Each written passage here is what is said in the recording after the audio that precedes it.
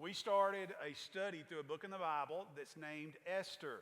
Now, there's a couple of really unique things about the book of Esther that we've been talking about. One is it's one of only two books in the Bible that's named after a woman.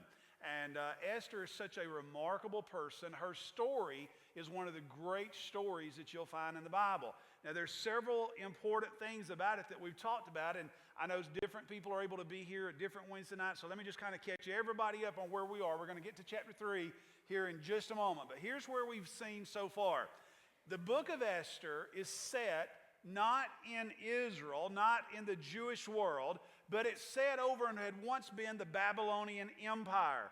All of the people in this story, all the Jewish people, either they or their parents years earlier had been captured by King Nebuchadnezzar, the head of the Babylonian Empire, and taken 500 miles across the desert, far away from their home. And this is where they've been ever since. They're slaves there in Babylon. And so the people that are there, the Jewish people that are there, that's how they got there. That's what their situation is. Now, most of them, like Esther, they were born there or grew up there. This is the only world they've ever known. And even though they've been offered the chance to return home to Jerusalem, many of them decided not to do that because they've established lives here in this world, and so they're just staying there. And that's what Esther's family had done. Now, here's the deal about Esther. As we've seen, Esther's mother and father had died along the way when she was a young girl. We don't know how. We don't know the circumstances. The Bible just simply doesn't tell us what happened to her mom and dad. All we know is that she had an uncle, a man named Mordecai, who loved her dearly. And when her mom and dad died when she was a young girl, he took her into his own house and raised her like she was his own daughter. He's been like the father to her that she didn't have. He's protected her and looked after her. Okay, so those are two of the key people in this story. Mordecai, the uncle, Esther, the young Jewish girl, who's now grown up to be this beautiful young woman, as we saw last week. Now, here's the other side of the story that we've seen. The king in this part of the world, a man who has a very unusual name, Ahasuerus, you'll see this in some of the verses again in a moment, he and his wife had a big blow-up in chapter 1. As you may remember, he was throwing this gigantic party. There are thousands of people there. And when all of the men were really drunk, he decided, I want my wife to be brought here because she's a beautiful woman, and I want to show her off to all these drunk guys. Well, his wife said, no, I'm not doing that. I'm not going to come out there and parade myself in front of all those guys. Forget it, I'm not coming. Well, as we talked about, you don't say no to the king. Not in that time of history, not in that part of the world. That was it was just something you didn't do. But she did. And so all of the men around the king got together with him, and they were like, okay, what are we going to do? We can't just let this go by. Because here's what their thinking was, as we talked about 2 weeks ago. If we let her get away with saying no to her husband, and he's the king, we're going to have an uprising of women. They're going to all be saying no. They're going to all be telling their husbands, I'm not going there, I'm not doing that, I'm not performing this chore. Forget it. The queen said no to the king. You ain't no king, I can surely tell you no. So they're like, we got to do something. We got to punish her. So they decided we're going to make an example out of the queen. And what they did was they took away all of her possessions and they took away her right to be queen. They banished her from the palace, and now she's no longer the queen. So they come up with a plan. We've got to have a new queen, so here's what we're going to do. They sent out word, and remember, this is the Medo-Persian Empire, which followed the Babylonian Empire, huge empire. They sent word out to all their provinces and said, here's what we need you to do. Find the most beautiful young girls in your province, have them come to the capital city of Shushan, where the palace is, and we're going to let the king spend one night with each and every one of them, and he's going to decide which of them he wants to be the new queen. So that's what the deal is going to be. Because Esther, who lived in the capital city, was such a beautiful girl, she was chosen to be in that group. Now here's the one thing Mordecai told her that we said last week was really important. Her uncle, who's raised her, said, listen, don't tell anybody that you're a Jew. Keep that secret. Because he understood being Jewish has gotten the reason we're here now is because we're Jewish and we got enslaved. So just keep that to yourself. It could cause you a lot of problems. Don't tell anybody you're a Jew. Just go there, do the best you can. Now, as we saw last week, Esther was not just beautiful outside, she's beautiful inside. Everybody loved her. There were all these other young girls who were beautiful. As we said last week, this isn't, every young, beautiful girl, but sometimes this happens where you've got girls that are really pretty and they know they're really pretty. They've gotten by on their looks all their life and never bothered to develop much of a personality, and they kind of boss people around, and they're kind of mean and hateful and ugly to people, and there were a bunch of them like that. Esther shows up, and she's not. This guy that's in charge of protecting all these girls until they see the king, they all telling him, I want this, and I want that, and I want one better than she's got, and I want this, I want a better dress than what she's wearing. Well, when he finally comes to Esther, he said, what would you like? And he's thinking, oh, she's going to ask for the moon. And Esther said, I'm fine. I'm good. What you've given me is already more than I've ever had. I'm happy. I don't need anything. And he's like, I love this girl. I love this girl. She's not just beautiful on the outside. She's a beautiful person on the inside. She treats everybody nicely. She's kind. She's gentle. She's all these things. So he liked her a lot. Well, she eventually goes in to be meeting the king. And as soon as the king met her, he was like, contest is over. This is her. This is the new queen. Because he understood, I've met all these beautiful young girls. They're all beautiful. But this girl has something none of them have. She has charm and personality, and she has a good heart about her. And so he just immediately put an end to it, put the crown on her head, and said, guess what? You're my new queen. So now Esther is the queen alongside the king. Her uncle, who lives there in the capital city, he always comes around trying to keep an ear out for her, make sure she's doing okay. And that's where things were left last week. Now, we're going to introduce tonight the last major figure in this story. And all good stories have to have something. All good stories need a hero, but all good stories also need a what? You got to have a villain.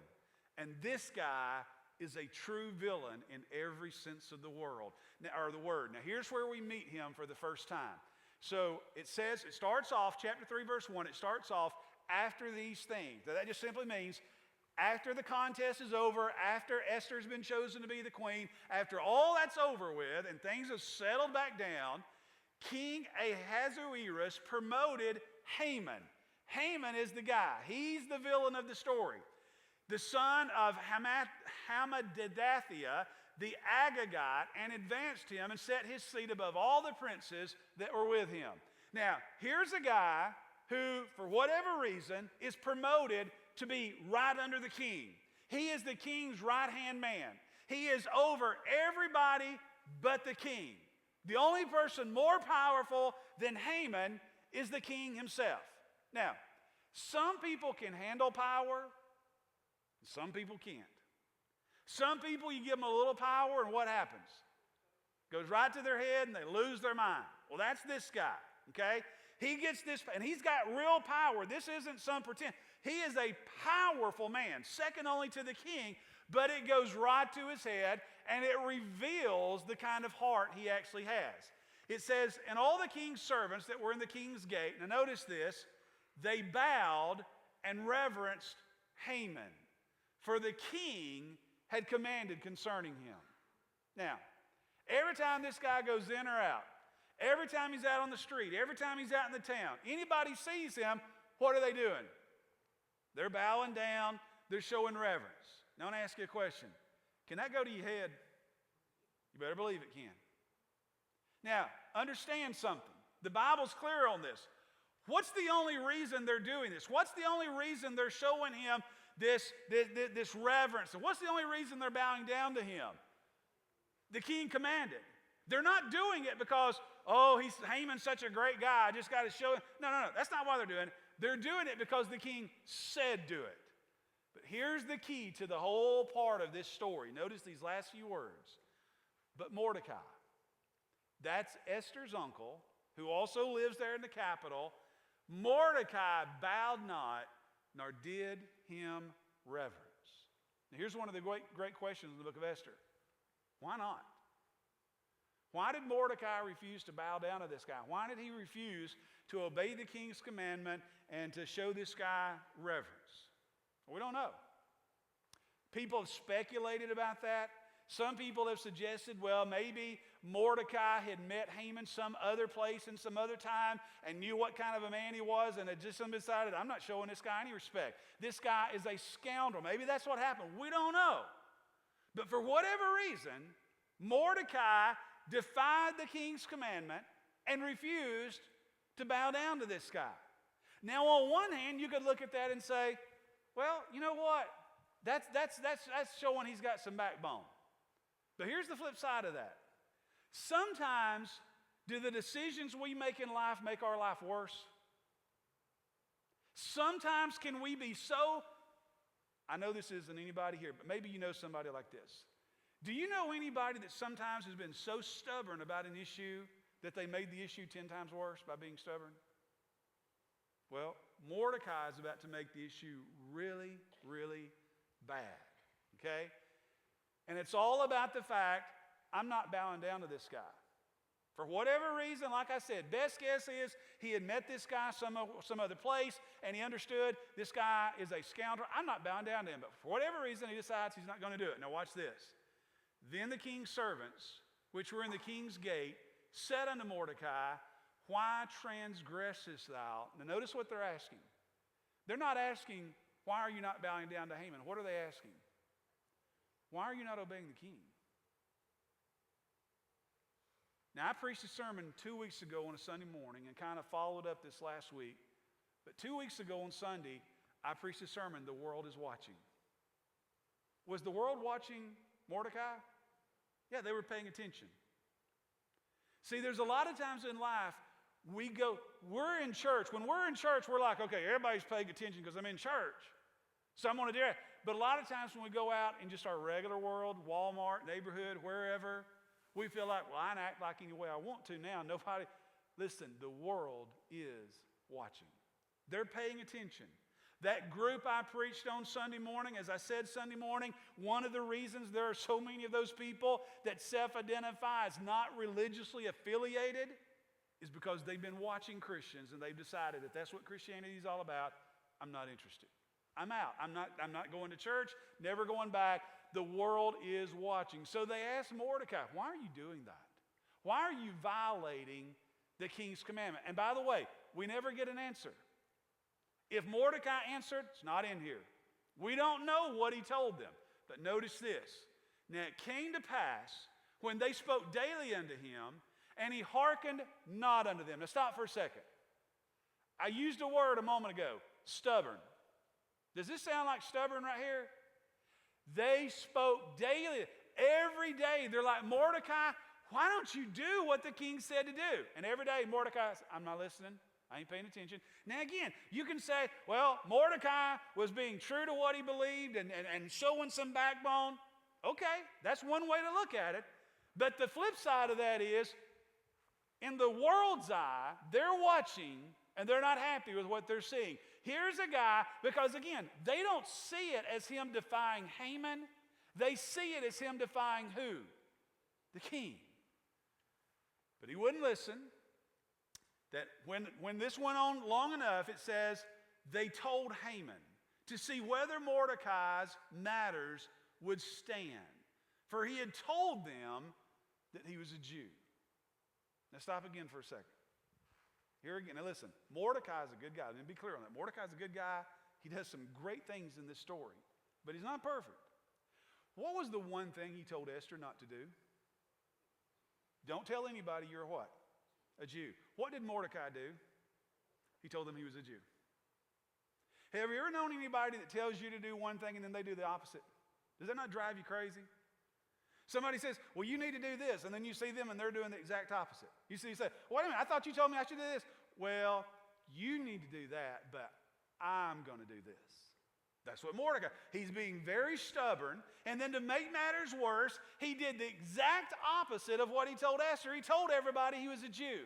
So now, these guys go to Haman, and they say, listen, we don't know if you know this or not, but every time you go in and out of the gate, every time you go up down the street, everybody bows, everybody shows you reverence like the king commanded, except for one guy. His name is Mordecai, and he's a Jew. Did you know he's doing that? And evidently, Haman didn't know it until they told him. Now watch. And when Haman saw, once they told him this was happening, what did he start doing? Started paying attention. Said, which one is that guy? Point him out. So the next time he goes by, he watches to see if they're right. Is this guy really not bowing down to me like the king commanded? And he found out, no, he's not. So Haman saw that Mordecai bowed not, nor did him reverence. Then was Haman full of wrath. Now he's really mad. Now again, there's all kind of ways you can look at this story. But here's the deal about Haman. He's got 99 people out of 100 bowing down to him, but one guy's not. What becomes his focus? The one guy. Is that not true for a lot of us? In life, we can have 99 good things going on in our life, but what becomes our focus? The one bad thing. That's what we start zeroing in on. Remember Sunday night, we talked about Paul, those verses where he said if there's anything pure, anything good, anything of virtue, anything of, that's great, what did he say? Think on these things. But what do we do in life? Most of the time, we don't think about all the good things in our life. We think about that one problem, that one issue. Maybe it's that conflict that we're involved in with somebody. And as I said, there's even that old saying that goes, the more I think about it, the madder I get. You know what Paul's solution was? Stop thinking about it so much. You got all this good stuff going on. Why are you focusing on that? Well, that's because we've all got that human nature that leads us to do that sometimes. And that's exactly what Haman did. So now he's getting madder and madder and madder because this guy's not bowing down. Now watch what he does. And he thought, this is one of the most incredible verses in the Bible. And he thought scorn to lay hands on Mordecai alone. For they had showed him the people of Mordecai. Now stop for a second. Haman says, it's not enough for me to get him, for me to punish him. He said, I'm going to get them all. I'm going to get every single Jew in this kingdom. How many Jews weren't bowing down to him? One. I said he's the villain. Listen to this. Wherefore, because his ego was so big that he couldn't be satisfied punishing one guy, Haman sought to destroy all the Jews that were throughout the whole kingdom. Now you got to let that sink in. You know what his plan is? One guy refuses to bow down to him. You know what his solution is? I'm going to kill every man, woman, every little boy, and every little girl that's Jewish in this entire kingdom. You say, could anybody really be that evil? Yeah. Go study World War II. Read up on a man named Adolf Hitler that decided, you know what? I want to kill all the Jews. And he came close. Killed 6 million of them. Think about that. We think of somebody, we hear about these mass shootings, 10, 12, 15 people get killed, which is horrible. But this is staggering. Hitler killed 6 million people for one reason. They were Jewish. He's not the first to do it. Haman's not the first to do it. Go all the way back to the story of Moses. When Pharaoh got angry at the Jewish people, he tried to do the same thing. He tried to destroy all of them, to wipe them out. And only God's intervention through Moses stopped that from happening. But this guy decides, I want to kill all of them. There's only one guy that won't show me due reverence, but because of that, I'm going to kill all their women. I'm going to kill all their teenagers. I'm going to kill all their little kids. I'm going to kill all their babies. I'm going to kill all of them because of what one guy did. And Haman said unto the king, there is a certain people, that's the Jews, scattered abroad, dispersed among the people in all the provinces of thy kingdom. Their laws are diverse from our people. Now he starts trying, this is what we would call today identity politics. This is where you try and separate a group, based on their race or some political position or whatever it may be, and you try and convince everybody this group is horrible. He said, neither keep they the king's laws. And notice his word. He said, they don't keep the king's law. Is that true? No, there was one guy. One guy. He's talking about killing thousands of people. But he says, all of them are breaking your law, which is a lie. They weren't all breaking the law. Therefore, it is not for the king's profit to suffer them. In other words, he said, because they're all breaking your law, which is a lie, your best bet is to let me exterminate all of them. So that's what we need to do. If it please the king, let it be written that they may be destroyed. Notice, not that they be put in jail, not that they be fined, not that they be punished. Let's kill them. Every single one of them. Men, women, boys, and girls. And here's what Haman says. And I will pay 10,000 talents of silver to the hands of those that have the charge of the business to bring it into the king's treasury. You say, how bad was this poor little guy's ego bruised? I'll pay 10,000 pieces of silver if you'll let me kill every one of them. See why he's the villain of the story? I mean, did Mordecai do something a little dumb? Was he a little stubborn? Yeah. But is this kind of the definition of over-the-top payback? I'm not going to throw Mordecai in prison. I'm not going to get him in trouble with the king. I'm not even going to just execute Mordecai. I'm going to kill everybody. Every single Jew. I'm going to kill him because of what that one guy did. And the king took his ring from his hand and gave it unto Haman, the son of Hammedatha, the Agagite, the Jews' enemy. Now here, the author of Esther makes it clear. This is the guy. This is the bad guy. This is the villain of the story. He is our enemy. And the king said unto Haman, the silver is given to thee, the people also to do with them as it seemeth good to thee. In other words, the king said, whatever. You say, why is the king doing that? Why is the king going along with this? Because like many kings in that period of history, what does the king know? What's all the information he has? What his advisors tell him. He's very insulated from what's going on out there in the world. All he's got to rely on is what his advisors tell him. This guy just told him, these people, none of them obey your law. None of them are conforming to our society. They are a scourge to this nation. So he says, okay, well, if that's the case, we probably need to get rid of them. So he signs off on it. Now, the thing is, and this is what nobody knows yet, the king just gave approval for every Jew in the kingdom to be killed. Who does that include? Esther. But nobody knows that yet. That's coming. Not tonight, but it's coming. Then were the king's scribes called on the 13th day of the first month, and there was written according to all that Haman had commanded unto the king's lieutenant, and to the governors that were over every province, and to the rulers of every people of every province according to the writing thereof, and to every people after their language in the name of King Ahasuerus, it was written, and sealed with the king's ring. Now what was written? Here it is. See how terrible this sounds.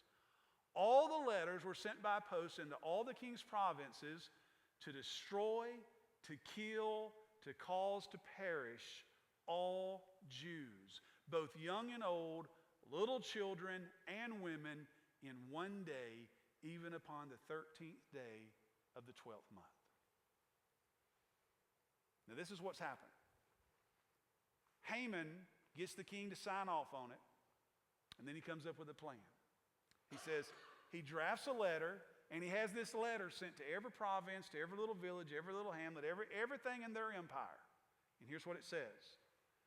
On the 13th day of the 12th month, he gives them time to prepare for this, time to get everything together. He says, on that day, here's what we're doing. You are to round up every Jewish man, woman, boy, girl, baby, whatever. Get them under arrest, get them in confinement, and on that one day, we're killing them all. See, it wasn't enough. I'm going to get them all killed. He wanted even bigger splash. I want them all killed when? Same day. It's like, I want to show them something. I'm going to show them who's boss. I'm going to show that Mordecai guy, when you mess with me, you pay a heavy, heavy price. I'm going to kill every Jew in the kingdom. I'm going to kill thousands of them, and it's all going to happen on the exact same day. In one day's time, we're going to wipe out the entire Jewish population inside the Medo-Persian Empire. Thousands of people. And it says this 12th month is the month Adar, to take the spoil of them for a prey. Not only were they going to kill them all, what was the second part of it? We're going to steal all their stuff. Once they're all dead, we're going to take their houses, their lands, their cattle, their possessions, their money, anything they got, we're taking it. Do you understand why this guy's the villain of the story? Here's what happened. One guy refused to do this. You know what his answer to that was? We're going to kill thousands. Men, women, boys, and girls. And then we're going to steal everything that they possess, everything that they own. We're going to take that, and we're going to all be rich off of it. That was his answer to this situation. The copy of the writing for a commandment to be given in every province was published unto all the people, that they should be ready against that day. In other words, before that day gets here, round them all up, get them confined, and on that day, kill every single one of them. The posts went out, being hastened by the king's commandment, and the decree was given in Shushan the palace, and the king and Haman sat down to drink. Now stop for a second. How cold-blooded do you have to be that you just sent out death warrants on thousands of men, women, boys, girls, little babies, and everything in between, and then you can sit down, have a little drink with the king? This guy has no soul. This guy is just a psychopath. But it says, but the city Shushan was perplexed. Now here's what that means. All of a sudden, everybody's just living their life, doing what they do. And then all of a sudden, all over the empire, including the capital city, in the fronts of shops, wherever people did it at that time, signs went up. Before this day comes, all the Jews are going to be rounded up. They're all going to be confined. And on this day, we're killing every one of them. If you're Jewish and you live in Shushan, what are you thinking? Good gracious, what just happened? They're going to kill us? What did we do? Nobody even knows what's going on. Nobody even knows what's happened. That's why it says the city Shushan was perplexed. Everybody's like, what in the world is this all about? And let me give you a couple thoughts, and we're going to close. One of the things I've told you about the book of Esther, God's name is never mentioned in the book of Esther, not one time. It's a unique thing to the book of Esther. But everywhere you look in the book of Esther, you see God at work. And let me give you a couple things here real fast, and we're going to close. When opposition comes, don't be surprised. I have this conversation with people all the time. I had it today. Here's the reality. If you're trying to do, have you ever thought like this? This is a saying I've heard people say so many times. The harder I try and do right, the worse things get. Well, can I explain something to you? If you're doing wrong, the old devil has no worries about you. But if you ever decide I'm going to start trying to do right, he's not just going to sit by and let you get where you need to be spiritually with God, whatever, and not battle you. There's always going to be conflict. There's always going to be a struggle when you're trying to do right. Now, it's never going to come like this. It's never going to be like this bad. But here's the reality of life. Life is a struggle. Most of us have lived long enough to figure that out. That life is hard, life is difficult. Getting up every day and going to work and trying to earn enough money to pay our bills and look after our kids and feed our family. And then you go home and you go to bed and you get up the next day and what do? The same thing all over again. And people get so tired of the weariness of life because they do the same thing every day, day after day after day after day. And life is not like in the movies where everything's a big adventure. We're going here and we're traveling there. That's very rare. Most of us live a life that's a struggle. Well, that's what Mordecai and Esther find themselves right in the middle of. And we're going to see over the next couple of weeks how they contended with it. But here's what I want to say to you tonight. If your life has become a struggle, if you've got that sense of the harder I try, the further behind I get, then here's what I want to challenge you to do. Because I know what happens in this story. When those posters went up, you know what Haman asked everybody to do? Pray. Pray. We need God's help. Here's what I can tell you. If your life has become a struggle, if your life, whether it's your marriage, your relationships, your finances, your job, whatever, one of the great things you can do is you can pray. As I said Sunday, there is a God who loves you and cares about you. And maybe, just maybe, it's time to give God a chance. Maybe you tried everything else. And the harder you try, the further off it gets. Maybe there's some people here tonight that just need to say, God, I just need to come to you and ask you for your help and for your leadership in my life. Maybe that's what you need to do tonight. Let's bow for prayer. Father, thank you for this time that we've enjoyed, and I do thank you for this wonderful story from the Bible. God, such a great story, such a powerful story in so many ways. But God, one of the things that chapter 3 reminds us is there's always evil in the world. There's always evil people. There's always conflict. Life is a struggle. And there's times when we get to the place where we've tried everything else and maybe we just need to try God. Father, that's where Mordecai is going to get next week. He's going to realize we have nowhere else to go but to God and ask Him for help. Father, maybe there's somebody here tonight and that's where they are in their own life. They've tried everything else. Life has definitely become a struggle. Father, maybe tonight they need to try and give you a chance. Now, with every head bowed, in a moment we're going to stand and we're going to sing. Maybe there's somebody here tonight on a Wednesday night that just needs to walk down here to the altar and say, God, life has become a struggle. Everything seems like it's a battle, and the harder I try, the further behind I get. God, seems like I've tried everything else. Tonight, I want to try and give you a chance to help me. Maybe you need to pray a prayer, something like that. If you do, I invite you to come. Let's stand all over the house. As we sing, for any reason, I invite you, will you come?